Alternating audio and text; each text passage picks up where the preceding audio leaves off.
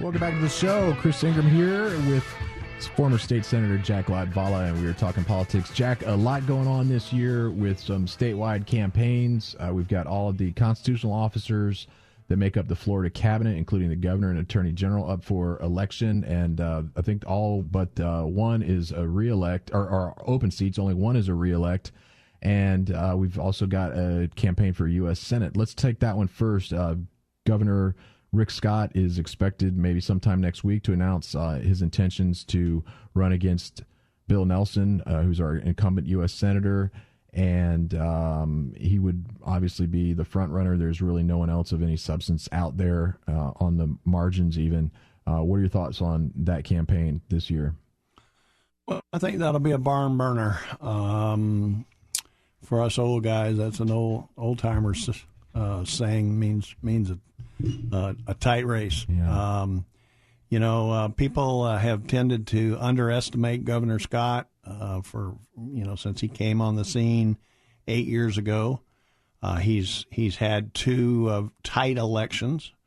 The one difference from the two tight elections that he's had is that we have had an influx of Puerto Ricans since the hurricane, and they traditionally don't vote Republican. So that might cut into some of the margin that he's had. But, he's very active, very visible. I think his numbers have held up pretty well. And I expect a race that will be as close or closer than the two races he's had before. Would not rule him out at all from beating Nelson.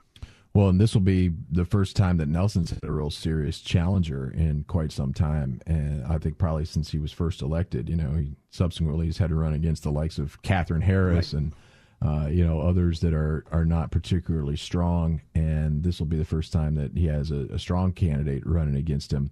But I had picked up, maybe you can suggest what your thoughts are on this. I picked up a few weeks ago that some of the governor's inner circle in Tallahassee were suggesting to him that this might not be the year for him to run because it's a toxic environment, because all the Trump stuff that the media plays up, and that he might want to wait. I don't know, wait and do what, but did you pick up any of that? No, I don't think there's any question that he's going to run. I mean, his staffers in the governor's office that have been leaving over the last week or 10 days.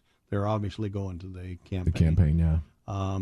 He's a single-minded guy. He defines his goals and then goes after them. And I think his goal has been for quite some time to run for the U.S. Senate, and I expect him to do it, and he'll make quite a race out of it. Well, he's been governor for almost 8 years now. Prior to that was a CEO. He's used to giving instructions and people saying, okay, yes, sir.